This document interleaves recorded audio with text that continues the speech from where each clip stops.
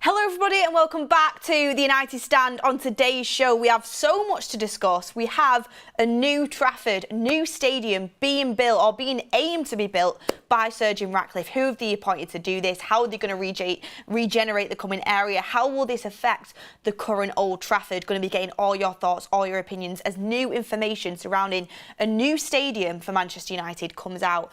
100,000 seater is what Sir Jim Ratcliffe is planning on, and he's appointed people to help him do this, and we're going to bring all the news to you on this. Also, I've just been at Old Trafford looking at the history. You know, I know people are going to be disappointed if Old Trafford does get knocked down, which it looks like it's going to, but I was there. I go every week, you know, season ticket holder, well, every other week because we have away games, and you know, I was just looking at it and I was speaking to Sam, and we've got some points to bring you from people that go to the games on a regular basis and how they feel about it. But obviously everyone can have a voice on this channel, so get your opinions in down below in the community.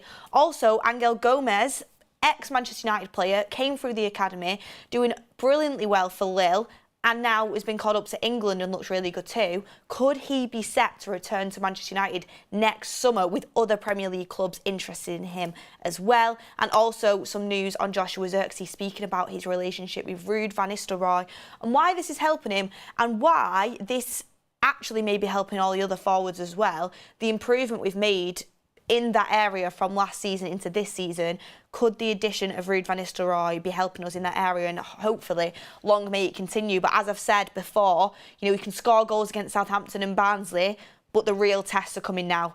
Premier League, next three fixtures in the Premier League: Crystal Palace, Spurs and Aston Villa. There's nowhere to hide. These are tough games. Crystal Palace and Aston Villa are both away games as well.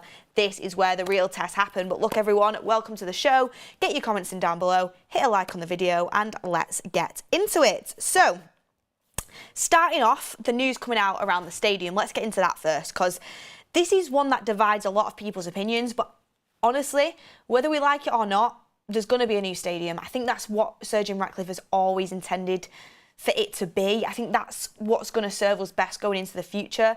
It's hard to let go of the memories. It's hard to let go of what has happened on that pitch at Old Trafford because it is absolutely iconic. But I think that's the way that Sir Jim Ratcliffe is looking to move forward, and that's what he sees as the best vision for the club. So it's coming out that Manchester United have appointed Foster and Partners to design a new stadium at Old Trafford. The architecture studio will develop a master plan for Old Trafford, covering the club-owned land that surrounds the existing stadium. Lord Foster is already involved with a £50 million refurbishment of United's Carrington training ground complex. Foster and Partners is a world-renowned architecture studio, and he's set to be appointed by Manchester United to develop the Old Trafford Stadium district. The company boasts an impressive portfolio, including the redevelopment of Trafalgar Square and the Lusail Stadium, which was one of the 8 stadiums created for the FIFA 2022 World Cup in Qatar. It's actually where Argentina played France in the final of that World Cup. They were helped on that by Populous, but Sir Jim Ratcliffe's come in. Populous were working on this Old Trafford redevelopment before Sir Jim Ratcliffe came into the club, but since Sir Jim Ratcliffe has come in, he's opted to go down the route of Foster and Partners to design a new stadium at Old Trafford and regenerate the surrounding area as well. At the moment, the current focus is on the regeneration in the surrounding area, but a new stadium is set to follow, with plans of that being spoken about. We've heard about the meetings that Gary Neville's involved with. There's a lot of different people involved in these meetings, and the plan is, I think, to come up with a way to build a new stadium at Manchester United. So there's the latest news on that. Slowly but surely we're starting to get more and more stuff come out surrounding the new stadium. Also coming out by the MEN as well, that it was reported in July. So this was reported in July, but it's coming more relevant now as we move closer to this actually happening and plans starting on this, that Manchester United are aiming to submit plans for a new 100,000 all-seater stadium by the end of the year. United have not officially confirmed their plan to build a new £2 billion stadium on the existing site. Where will this stadium be built is an absolutely massive question that a lot of Man United fans want answered. is it going to be 100,000 seater? That's what's being reported. How is this going to affect where Manchester United play, the current stadium, what's going to be kept from the current stadium, with Gary Neville being quite open about the fact that it's probably going to be knocked down if we build a new stadium, but how are we going to keep the Munich Tunnel? How are we going to keep the important historic monuments around Old Trafford? I'll be very interested to see more information come out about this, because obviously you need to keep that Munich Tunnel. My vision, and this is what I've always wanted, was new stadium, because I think we have to make a new stadium. Old Trafford is iconic as it is. It's on its last legs. It's leaking. It's nowhere near the standard of a modern stadium. And to rebuild that and make it bigger and make it better, one, it's going to cost you a lot of money anyway. More worthwhile to probably go and invest even more money into a new stadium. And two, with all the issues surrounding it, the train track and everything like that, it'd be really hard to expand it. I mean, you probably could do it because of, the architecture that is around in this modern day, but it'd be difficult, and it'd be difficult with the surrounding land around Old Trafford. So new stadium's always been on my agenda, but I always thought you could keep Old Trafford, the current pitch, you could use it as a youth and women's stadium, just knock down a few of the stands, but apparently that's too expensive for Manchester United to do. But they are going to be investing a lot of money into this project, huge amount of money, but plans for the end of the year for a 100,000 seater stadium. Wembley of the North, as Sir Jim has spoken about, it's obvious it's going to be a new stadium. What do you guys think about this? Darren B says, new stadium will be directly behind the Stretford End, can carry on using the old stadium while the new stadium is being built. Took the words right out of my mouth. That was exactly what I was going to move on to. Manchester United haven't clarified where the new stadium will be built, but my inclination is that exactly what Darren just said there, it will be built behind the Stretford End. There's a lot of land behind that Manchester United own that currently isn't being utilised. There's the car parks and everything like that, but there is a lot of land in the surrounding area that Manchester United own that can be built on, and you can fit a new big stadium behind there, and you can carry on, like Darren said, competing on the current Old Trafford pitch, because obviously there's no way that Manchester United could go and play in City's ground. Lee Sports Village is too small. You don't want to be travelling really too far away. That's the only option, really. So I think that would work well, because the one thing I would say as well about a new stadium is, as much as I do want a new stadium, and I might be, that might be me not being the popular choice there, get in the comments what you think. The one thing about a new stadium for me, who's grown up going to the games, and I'm sure a lot of people feel this as well, whether you do come to the games or not, is I think it has to be in the same location. Moving it to a different location, I'm not big on that. I think it has to be on the same location, and I think it does make sense to just build it behind the Stretford End and continue playing in Old Trafford while it's still there. What I would say though is, as much as I do want a new stadium, I can't imagine Old Trafford being knocked down.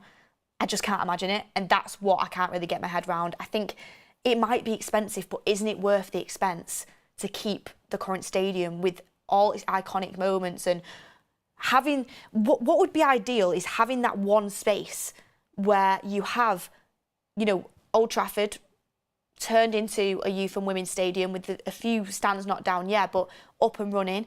But you also have the new stadium there for the men's team and the senior team.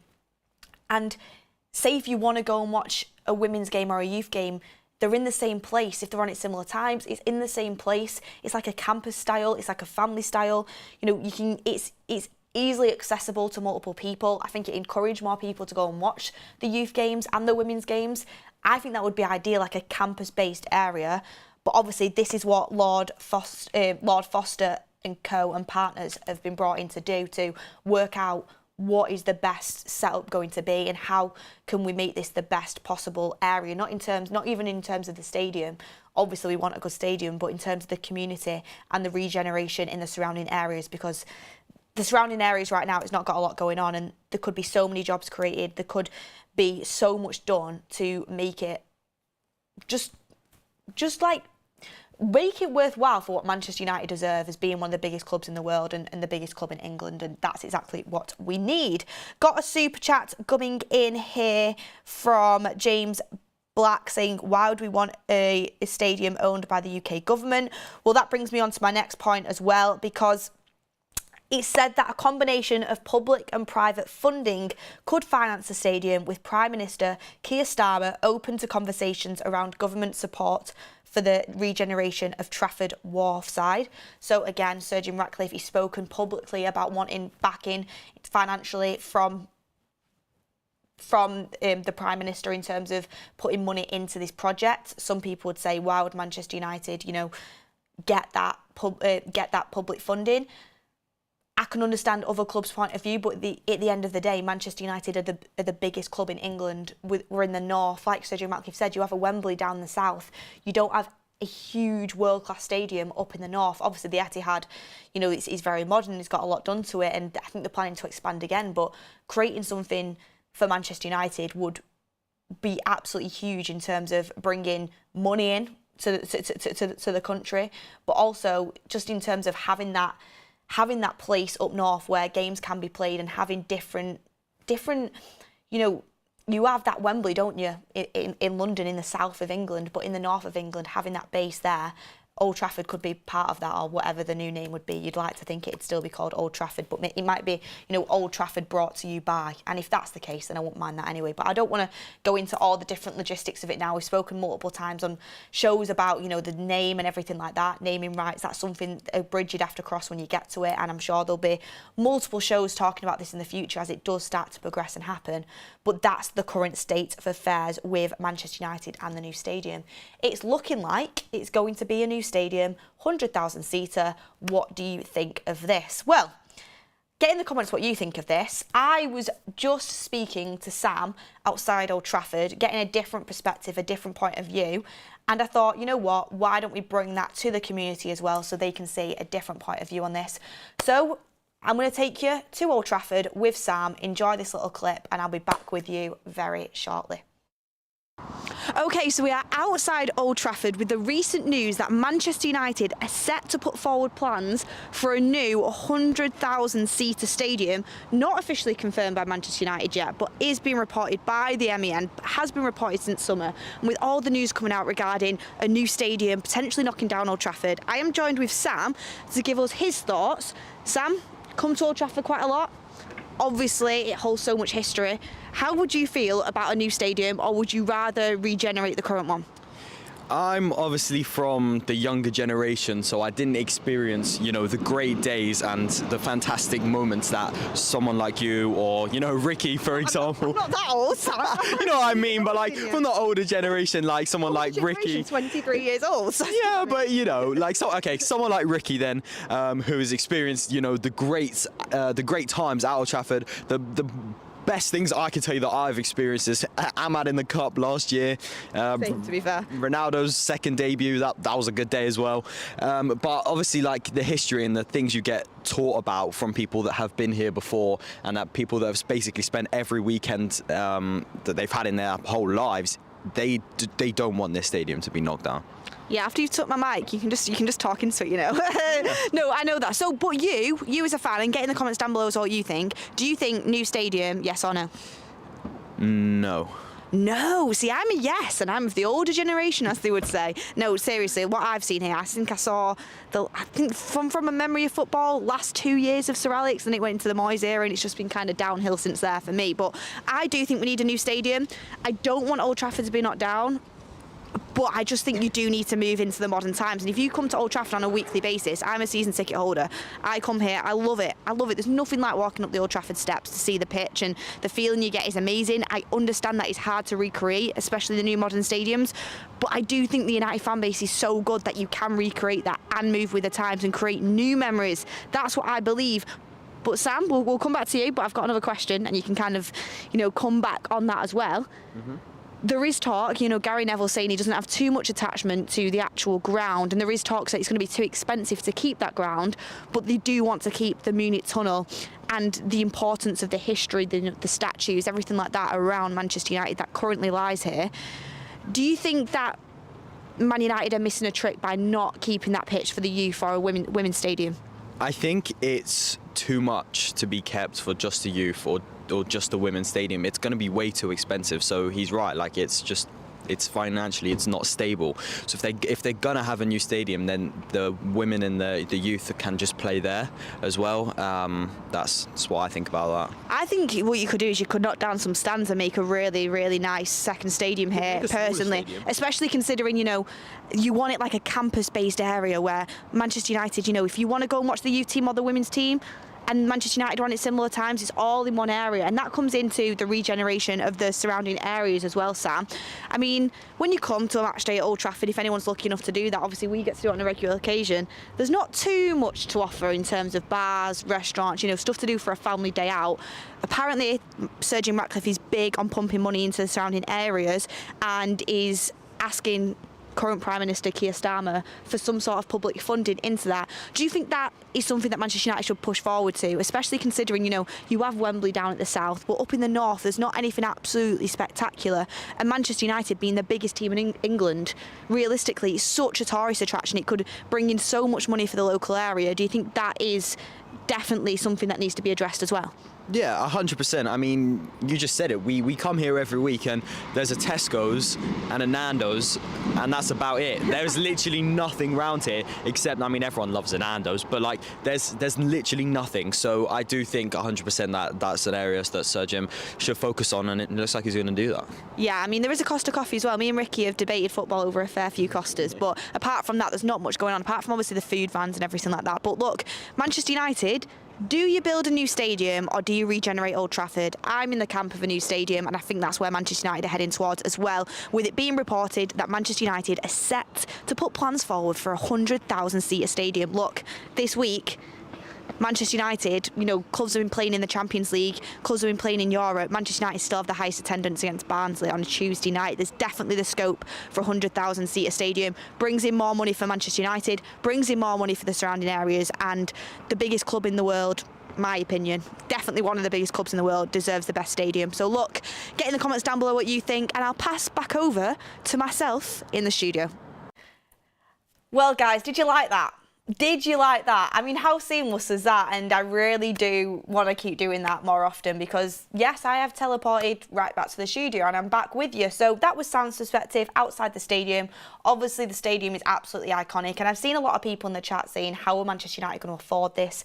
It's going to be a huge, huge, huge amount of money. And what also came out in this article is that industry sources say United could encounter more mounting costs for Old Trafford by using Foster and Partners, as they are renowned for being very expensive, particularly if Lord Foster is involved. So this is going to be a massively expensive project. We know a new stadium is going to be more expensive than regeneration, but that is what Sir Jim Ratcliffe wants to do. No wonder he's asking for some public backing and some government backing in terms of funds. But also, what is this going to mean for ticket prices? They are going to rise. And Manchester United have reported a big loss this year, and the losses just feel like they keep getting bigger and bigger. So how are Manchester United going to afford this? Well, I'm sure we'll get some communication of that soon. But Manchester United, the aim is to build a new stadium, and let's see how it goes. I see so many people saying the history, and they remember, going out for their first time at Old Trafford, and that is true. But at the same time, you do have to move into the future. But let me know in the comments your thoughts and we'll see how this story develops. Absolutely loved that segment going down to Old Trafford. It was really nice to just be in and around it, and obviously on match days it's absolutely buzzing, but when you're there and you get to speak to people about what they think about the stadium, people that go there on a regular basis, it's really nice to kind of get that perspective, and I was glad we could bring it to you guys. But let's move on to our next topic, and that is Angel Gomes.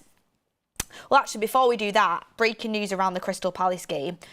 Their manager, Oliver Glasner, has ruled out Cheikh Doucouré and Trevor Chalobah as well in tomorrow's match against Manchester United. So Chalobah, who obviously, was coming as a centre-back, and I think he's going to start for Crystal Palace, he's not available, so that's beneficial to Manchester United. They have been having to jumble around their back four a little bit, especially since Anderson got sold to Fulham, and also Cheikh Doucouré as well, very, very good player, not available. So that sort of benefits Manchester United there. So a little bit of team news on Crystal Palace for tomorrow's game.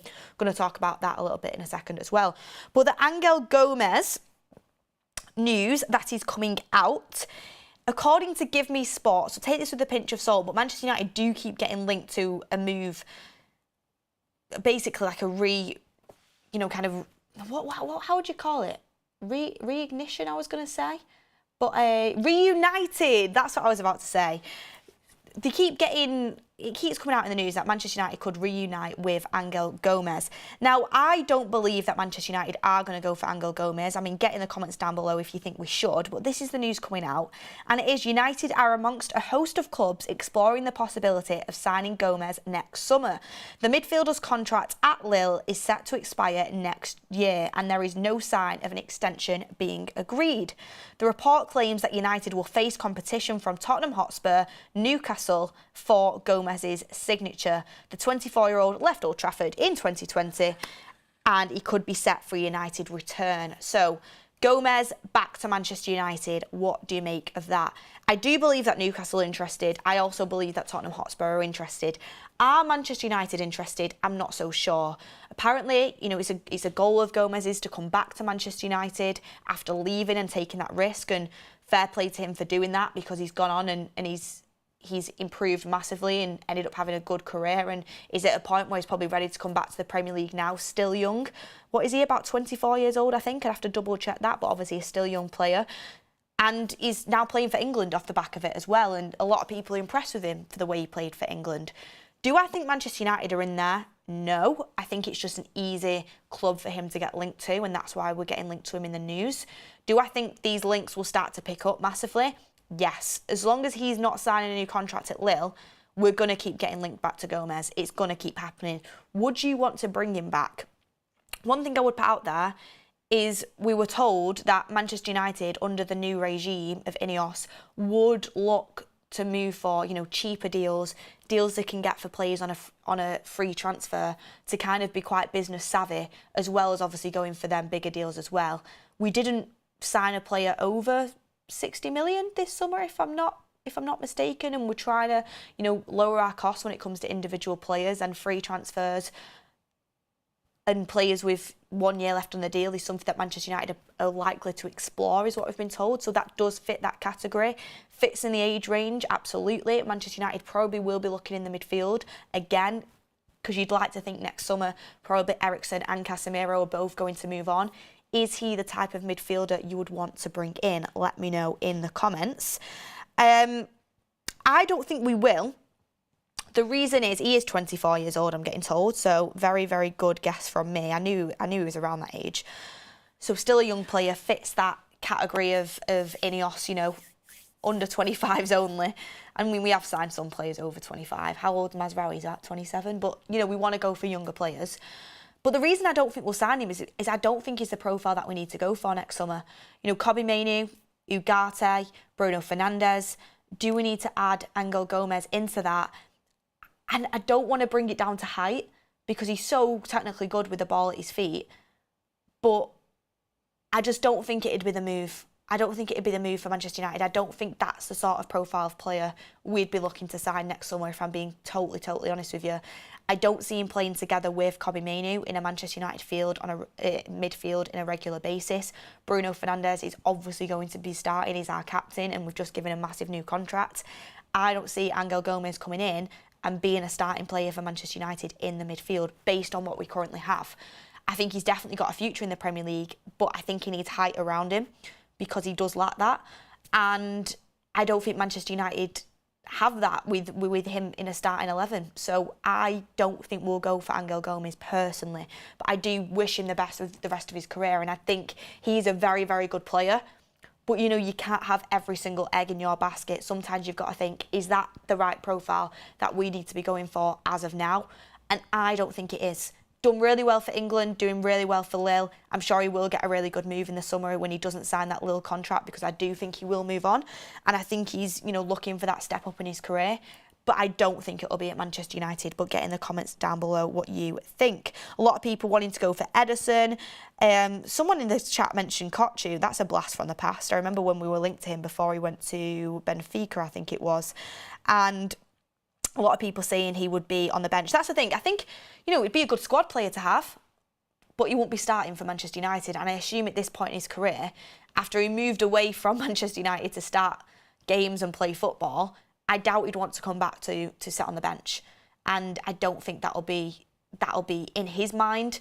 and I don't think it's the correct profile for Manchester United next summer. Next summer, we need to properly replace Casemiro. Maybe Ugarte can be that replacement. Is he an out-and-out holding six? It's yet to be seen. I definitely think he can work really well in a pivot with Kobbie Mainoo. But I do think next year, in terms of height of a midfielder, we are in the Premier League here. You need to be looking at that, because I think Ugarte's 6 foot, but he doesn't look the tallest. Mainoo says he's 6 foot. He doesn't look the tallest. Bruno Fernandes isn't the most physical. You need to add some physicality, I think, into your depth of midfield next summer, especially if you're losing Casemiro, who's obviously a big one in terms of physicality and height, which, let's be honest, we hope Casemiro will move on next summer. That's the area I'd be going down, and I'd be looking at different options personally than Angel Gomes. But he's definitely one to watch out for, and he's definitely one that's going to be on a lot of clubs' radar, because he is a talented footballer, now an England international, available on a free transfer. I just don't see where he fits in at Manchester United. Mazanda says Mount fitness will decide if he stays or not. Mount needs to stay fit, of course he does, but I don't think Manchester United will give up on Mount for quite a while. Signed him for a decent bit of money. He's got given the number 7 shirt. Was an English international, doesn't get called up anymore. But I think Manchester United have invested quite a lot in Mount. But it's one, again, where I don't see with a fully fit team where he starts or how he gets into that starting 11. And it's definitely a puzzling transfer when you look back on it. Don't get me wrong, I really wanted him at the time. But now when we've especially strengthened the team in different areas, you look at where Mason Mount's going to get in, and it's an interesting one. Hopefully he can. And I definitely think there is important squad players in the game, and Mason Mount, I think, can definitely be an important squad player. But where he starts, with Xerxes and Højlund are competing for number 9. If Rashford starts to, get his form back, which it looks like he's going to, and go on that run, and Garnacho's competing, chomping at the bit to play as well. Ahmad's secured that right wing spot. Bruno Fernandes isn't going to get dropped in the 10. Where does Mount play? Can he play with Ugarte? Most defensive duels when he was fit, Mount, the start of this season. Can he play as an 8? That's a big question. I think that's the most likely area he can get in. But Kobbie Mainoo's there, and Kobbie Mainoo's going to start. Bruno Fernandes is going to start. Players are going to need rest, of course they are, and it is a squad game, and that's something I feel like Manchester United fans do get caught up with a lot, is where are they going to start? They've not got a space in the team. The importance of a squad across this season is going to be absolutely massive for us. Bruno will need a break. I mean, we're going to move on to it in a second, but there's talk about Erik ten Hag wanting to manage Kobbie Mainoo's minutes because of his age and fear of burnout. I think that's really important. That's where players like Mason Mount come in, and I think could be really important for us across the season, because in previous times when you look to your squad and it's like, I really want to rotate, but do I trust Van der Beek to come on and do a job? Do I trust McTominay in there to be a starter for me? Do I trust, when Fred was here, Fred to be starting? These sort of players. And now you're looking, it's like, oh, Mason Mount can play that role. Mason Mount, we can probably afford to give Mainoo a bit of a rest, or give Bruno a bit of a rest, because you're looking at the depth in your squad and you're thinking, you know what, I've got a bit more quality now on the bench. I still think midfield is an area where we are lacking quality and depth in all areas. I think in the attack we're looking good. In the defence is probably our best depth we've got, apart from the left-back area. But you look at the team this season and you can absolutely see that we've got a much deeper squad in terms of quality, and that's what's super important. Do I think we need to add, more quality maybe into the starting 11 in terms of starters? Yes, but is a team in terms of improving our depth and how that's going to affect us over the course of the season, I think it's massive, especially when it comes down to injuries. And again, no excuses for Erik ten Hag. Frank says Mount when Bruno needs a rest.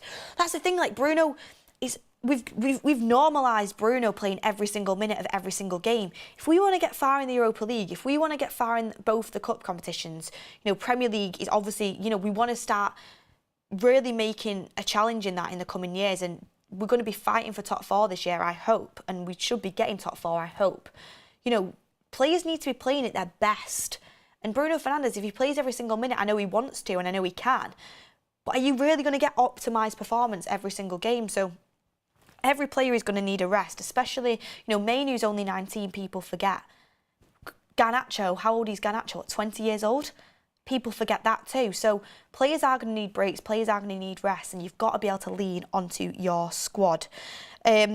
264 Mari says, I agree, Beth. We need very strong physical midfielder. All of ours are small. We need someone tough and taller in the middle of the park. Exactly. So when Manchester United do invest in a midfielder next summer, which I do think we will, because we will lose Eriksen and we will lose Casemiro, you're hoping that Ineos are going to manage to move on them players next season. Hopefully they can both play a part this season in terms of the squad for us, and they could be important squad players this season. But next summer you really kind of want to move them on and improve on that and on them players. We need to be going for someone who's physically strong to play in the middle for Manchester United and can add to our depth in the midfield, because we've got technical footballers. You've got now Ugarte coming in, who's a dual winning monster, super energetic, can get about the pitch. You've got Kobbie Mainoo, who's really technically good on the ball. Bruno Fernandes, obviously a creative machine. What you need, Mason Mount, very similar in terms of physical, but also can be creative as well. What you really need is you need some height in there, and you need some physicality when you're losing Casemiro. So that's the angle that I feel Manchester United will go down next summer. And I suspect we will sign a midfielder, but I reckon it's not even someone who we've been linked to yet. Do you know who I'm really liking the look of? I really need to look at him more. But his name's escaped me now. But the new midfielder for Brighton, it begins with a B. People will know in the chat his name. It begins with a B. He's kind of just burst onto the scene this season. He's looking really, really good. Get in the comments down below. I like the look of him, just as a player. Ryan Duffy says £1.1 billion has been taken out of United. Expense should not be the deciding factor for future stadium plans, especially since Old Trafford is all that remains of our past greatness. But don't you think we should be encouraging future greatness, future memories, and moving into the future? I'm not joking. Like, Old Trafford is on its last legs. Something needs to be done, and if you do regenerate it, how long is that going to last? Is it going to last for the foreseeable future? Like, how much longevity has it got in it? I understand people wanting to keep hold of the history, but that's the one. I've seen people in the chat say it. Belieber, yeah. They signed him last season, but I've really noticed him the last few games, and he looks really, really good, and I think he's going to get snapped up by a top club if he continues playing the way that he has. Everyone in the chat knows the drill on that one. The name just escaped me then at the start of the show. Not the start of the show, midway through the show. When you're talking and you're getting involved in conversations, sometimes you do have these little brain blanks. But I understand people wanting to keep hold of the history of the stadium, but honestly, if you visit Old Trafford on a regular basis, you will know how far behind it is from other stadiums. And yes, it's iconic, and yes, I love it no matter what. But moving into the future, we are the best club in England, one of the best clubs in the world. We need a stadium that reflects that. And 100,000 seater as well. You can get more people in, and okay, yeah, people might worry about the atmosphere, but that's why you've brought in, that's where Sir Jim Ratcliffe, the architecture studio, Foster and Partners, who were brought in to help with this, and the architects that will be working on the new stadium. We don't have to go for a soulless bowl. We don't have to go down that route. The aim will be, I hope, to build a stadium that reflects the history of Manchester United and how important atmosphere is, but also incorporate, the modern aspects as well that are going to take us forward into the future. I'd want something that represents our history, but also moves into the future as well. I wouldn't want just a soulless bowl, placed there in Manchester. You wouldn't want that. But that's why architects have paid a lot of money, and I feel like the team that are going to be redeveloping Old Trafford and creating a new stadium will have that in the forefronts of their minds, I hope, but let's see. Anyway, that's the discussion on the midfielder. Now, let's bring in Xerxes' quotes regarding Ruud van Nistelrooy. And when I heard this quote, I started to think myself about the other forwards in this Manchester United team and how Ruud van Nistelrooy might really be helping to bring the best out of our forward players. And people say, Beth, don't speak too soon. It's only Southampton and Barnsley. Don't get carried away. But I do think our attacking play is looking a lot better this season. I think we are passing the ball a lot more. I think Ahmad is a massive part of that in terms of the creativity and the balance that he brings on that right wing, and just his technicality and the fact he is a very good footballer. Garnacho as well is looking up to pass a lot more. Certain runs that Manchester United forwards are making, we're just looking better in the final third. We still need to massively improve, but we are looking better. Xerxes and his link-up play, his hold-up play, I think has allowed more space for the likes of Rashford and Garnacho and Ahmad, especially in that Southampton game. So I want to talk about Xerxes' quote and how positive this could be for us moving forward. So Xerxes on how Ruud van Nistelrooy is helping him. He said, "I want to keep it a secret. It's great. He's been a striker, detailed work, watching footage, looking back, the way he works with you, that's very important. I can relate to that. You can learn a lot from him." So Xerxes is saying he wants to keep the majority of it secret, but he's learning a lot from Ruud van Nistelrooy. And this is good because obviously Xerxes described himself as a 9.5, creative player, loves to drop in, link up play. We were replacing that profile of Martial when we brought in Joshua Xerxes, and I think he's going to bring a lot to the team, and I think he's going to massively benefit the likes of Rashford, Garnacho and Ahmad in terms of their wing playing, the way he can drag out defenders, the way that he can link up with the midfield as well and create them triangles basically as you're getting into the final third, and we've seen that against Southampton. And he's looking more and more comfortable as the game goes on. Obviously we need to score goals as well, and we need strikers that are going to be able to score goals. He has had opportunities. He needs to be a bit more clinical. I think that will come in time. We know Rasmus can score goals. Very limited chances last season. Outscored his XG. I think the more chances we create for Rasmus, the more goals he's going to score, and I think he's only going to get better. But I was also thinking, Ruud van Nistelrooy, yeah, okay, an amazing striker for Manchester United and knew where the back of the net was, but helping the forward players, not only Rasmus and Joshua Xerxes, but also, the wingers as well. And I was thinking, if you look at Garnacho and you look at his positioning for the goal against Southampton, his third goal, I spoke about this on the Forum Style show, but this quote kind of reminded me of it. And this is clear coaching. And this is stuff that we weren't really seeing much of last season. And I'm thinking this is just me genuinely just inferring this and kind of gathering it based off what I've seen of Ruud van Nistelrooy and hopefully what he's bringing to our forward players. But on that third goal, he has a decoy run where he goes and creates space for himself. He loses his man, pulls himself back to the edge of the box, and he's there to receive that ball. I think it's a Dalot cross. And just, smashes it into the top of the net. And Garnacho scores a really good goal, actually. A good team goal as well. Casemiro, obviously, with the pass through to Dalot.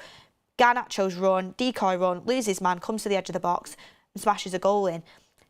That is something different from Garnacho. And, coming in from that left wing and making that sort of run. OK, yeah, our players should be doing this. You should be doing this playing for a club at Manchester United. But I think last season, they were few and far between.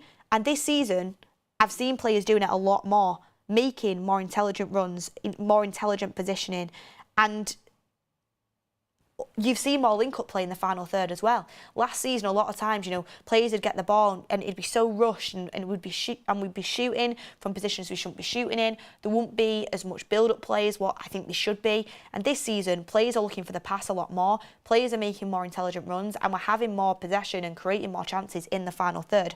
And I do think that has to be coming obviously from the coaching team that Erik ten Hag has in place. And Ruud van Nistelrooy, we know how much of a prolific striker he was for Manchester United, but also just the attacking play in general. He knows what it takes to score goals in a top team, which he played in. So hopefully that's having an impact onto our forward players and having an impact, not only onto Xerxes and Højlund, but also onto the wingers as well. And Garnacho started this season so much sharper than I thought he was last season, because obviously he was starting so many games as well, fatigue and everything like that.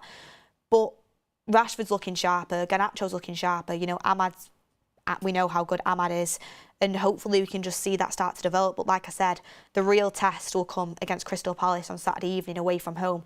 Selhurst Park has been such a tough ground for us to go to. Spurs at home, despite how poor Spurs have kind of been at getting them results over the line, it's still a tough test. Aston Villa away is going to be a tough test. I think Unai Emery's a fantastic coach. So whether we can score these goals against them sort of teams, let's see. But it's looking positive so far. And also what kind of came out as well is about preventing burnout with our younger players. And Kobbie Mainoo comes into this discussion, and I'll bring that in a second as well. Gracer says, we are going to lose Garnacho and Ahmad for Rashford favouritism. Hold on with Deadwood for Rashford for years to come. Don't agree with that. I'm going to speak about the fact Garnacho's not getting as many starts, but I don't think it's necessarily a bad thing at this moment in time. Again, I think Man United fans, we're not used to having a squad. We're not used to having, multiple players performing at a good level, competing for a place. It's not just about who starts the game, it's about who finishes the game as well, and what impact you can have on the game. And Garnacho's definitely having that impact. And you forget how young some of these players are and how minutes do need to be managed. Garnacho had burnout last season, of course he did. Kobbie Mainoo had burnout last season, of course he did. They played so many games in a row because of injuries and because of obviously other players not performing and squad issues, the Sancho situation. Ten Hag had to play certain players a lot more than you would have liked to, and it's good to have a competitive squad. I mean, Phil Foden won Player of the Year for the whole Premier League last season. How much has his minutes been managed by Pep Guardiola? I swear he's barely even played the start of this season. I know he did have some sort of illness, but it took Phil Foden a lot of graft to get minutes at Manchester City. And okay, yeah, Manchester City are in a better position than us, but you should be able to nurture talented young players instead of just, having to throw them into the pressure cooker, which is starting for Manchester United on a weekly basis, and hoping they perform. And they are going to get fatigue, and the younger players do need protecting. So I think it's a good thing to have that competition. And Garnacho will start games this season. And you'd like to think, if there was a spell where Rashford or Ahmad, aren't performing as well as they should be, and Garnacho is doing the business off the bench, then one of them will move on to the bench, and Garnacho will have his run in the team, and then they'll have to earn their way back into the team from the bench. And that's how it should be at a club like Manchester United. You should always have someone on your coattail fighting for your spot, and we lost that over the last few years, and I feel like we're finally maybe starting to get that back. And I don't want to speak too far ahead of myself, but I feel like we actually are starting to get that back in terms of the competition we now have for places. But on this, obviously, there's been talks on Erik ten Hag looking to manage Kobbie Mainoo's minutes because there's a fear of burnout. I am happy with this. As much as I think Mainoo's the most talented player at Manchester United, I genuinely think he is. I think he's so good. I don't want him to suffer from burnout. He had to go straight into that team after basically having no pre-season, because obviously he was away with England to the final, and then he's gone straight back in. He's played so many minutes in a midfield that has been disjointed. I do think he needs rest. I'm so happy he got a full rest against Barnsley because he needed it. Do I expect him to be back in the starting lineup for Crystal Palace, and do I want him to be? Yes. But that means he still needs his minutes being managed. Like at 20, is he going to start against 20 in the Europa League? Does he need to start? This is where Mason Mount comes back in. Hopefully we can be reliant on him.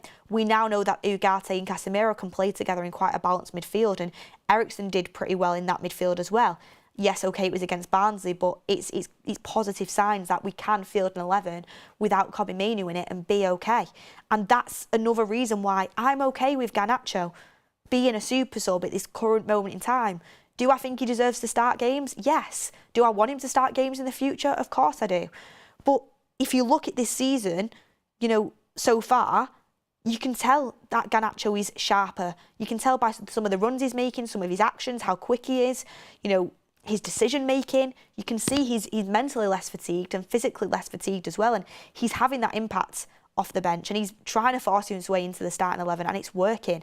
Garnacho at 19 years old, he had 50 he played 50 games for Manchester United last season. He had 36 starts in a row. You are going to become mentally and physically fatigued as a 19-year-old who's just sort of broke into the first team, being relied upon that much. The fact we can use him off the bench, one, helps Manchester United's game because you've got that impact off the bench that we've lacked in other games, where you look into the bench and you're thinking, what have I really got to make a difference here? For a fact Garnacho's coming on and making a difference, but it also, I think, he's looked sharper. I think he's looked fitter. I think he's looked quicker. And yeah, he will start games this season, but if you just compare the stats, 50 games last season for Alejandro Garnacho, 10 goals, 5 assists. 6 games so far this season, I think it's been 2 starts, 4 goals, 3 assists. Like, them numbers in comparison to each other, like, you can see the difference. And Garnacho, of course, is going to want to start games. That's the character he is. And he's really knocking on Erik ten Hag's door at the moment. He should be doing, and that's what our forward players should be doing. But, you know, Garnacho and Kobbie Mainoo, they are young and they do need to be protected. And they shouldn't be playing every single minute of every single game. And this will help them with their development as well. And it also, you know, helps build confidence. So I'm happy with that at the moment. And I think everything will work itself out. And whoever's playing the best, and whoever, you know, is contributing the most to that team should be starting. And I think Garnacho is very close to earning that starting spot. But, you know, you can't drop Ahmad off the back of his performance against Southampton. What most chances created in a single game for I think it's at least over the course of a couple of seasons for Manchester United. 22 years old, you know, playing fantastically well on that right wing. Can't drop him. Marcus Rashford's just scored 2 goals and he scored one against Southampton. He's not going to drop him either. So Garnacho, keep doing what you're doing off the bench. And this is, again, another super important thing that people need to know. I think Crystal Palace is going to be a really tough game for Manchester United. I won't be surprised if it gets to, like, you know, the 60th, 70th minute and it's 1-1. Garnacho off the bench could be that match winner. He could be that decider because he knows what he can do and he's proved he can do it in the past as well. Them fresh legs going at a tired defence, that can be the match winner for you. So, yeah, it's Garnacho is going to get his time. And he is getting his time off the bench at the moment, but he is going to get his time to start. I'm sure there's going to be certain games where Rashford goes on the bench because, you know, you've got to keep players fit, you've got to keep them sharp. Ahmad as well. We all know that he had to fight tooth and nail to get into the team. I'm sure Erik ten Hag will rotate him too. So they're all going to get game time, and that's the most important thing. And the same will happen with Rasmus and Xerxes when Rasmus comes back to full fitness as well. And that is how it should be at Manchester United. But look, everyone, thank you very much for getting all your comments in. Let me actually just read a few more as well. I want to bring some in about Garnacho because I've seen a lot of you have put your opinions across. Mainoo says, Garnacho needs to stay on the bench for now. He can start in the Cups for a few weeks. Garnacho will start against 20 if he doesn't start on Saturday. I mean, there is a possibility that Erik ten Hag might start Ahmad, Garnacho and Rashford against Crystal Palace. I don't think he will. I think, you know, he should keep playing Xerxes striker because of his influence on that Southampton game, and he is a striker for starters. We know Rashford's best position's off the left, Ahmad's best off the right. I think that's what we should do. But you never know, he might start Garnacho, but I understand there is some people out there that's like, he's got to start Garnacho, but there's also people out there that understand the importance of a squad game as well. Lynn Hall says it's not good to overplay young players, but you must make them understand it's to bring out the best in them, like Sir Alex did. Many young players get used to playing too much and get upset when rested. Absolutely dead on, Lynn, and that's where the man management comes in, and that's where Erik ten Hag has to, you know, put his arm around Garnacho's shoulder and say, look, you're going to be so important to me this season. Look how important you were last season, how many starts you had, and, you know, I was so happy with what you gave, and what you're doing for me now is exactly what I'm wanting from you. Every time, you know, you get your opportunity, you're taking it, you're contributing. We really need you for this game. We're really going to need your impact off the bench in this game. And that's how it should be, and just keeping players happy and having then conversations with them as well. And that's what Sir Alex was so good at doing. Ole Gunnar Solskjaer spoke about it. Sir Alex was so good, even if you're a bench player, it making you feel needed, making you feel like you're an important member of the squad. That's what good managers do, and I think Erik ten Hag is managing these individuals quite well at the moment, and he has come under criticism for that in the past, but I think he's managed Garnacho quite well at the start of this season, and I don't see Garnacho as a bench player for the rest of his career. I absolutely don't, but at this moment in time it's working quite well, and it's good to bring the best out in our forward players. But look, guys, thank you very much for tuning in. Thank you for getting all your opinions in the chat. It's been a much longer show than I initially anticipated, talking about the stadium, talking about Angel Gomes' return and potentially getting a midfielder to replace Casemiro and Eriksen next season. And then also the Crystal Palace games, absolutely massive, absolutely massive. I think we're going to win though. I'm backing the team. I'm feeling such a surge of positivity at the moment, and I really would love it if we could put a consistent run together. But get in the comments down below, would you start Garnacho tomorrow? What do you think about the new stadium? What do you think about knocking Old Trafford down? Getting all your opinions down below, because this is definitely going to be a recurring topic over the next God knows how long before we get absolute clarification on the new stadium. Hit a like on the video, everyone. I hope you have an amazing Friday. It's Friday. Manchester United play tomorrow, 5:30 kickoff. We've got all the match day coverage. I cannot wait, and I really hope the tide turns at Selhurst Park and United can get back-to-back away results over the line. Back-to-back away wins would be absolutely fantastic. This is where the real test starts. But look, everyone, thank you for watching. Let me know what you thought of the little segue as well to the clip outside Old Trafford. Shall we bring that more into the shows? Thank you for watching, and we will see you on the next one.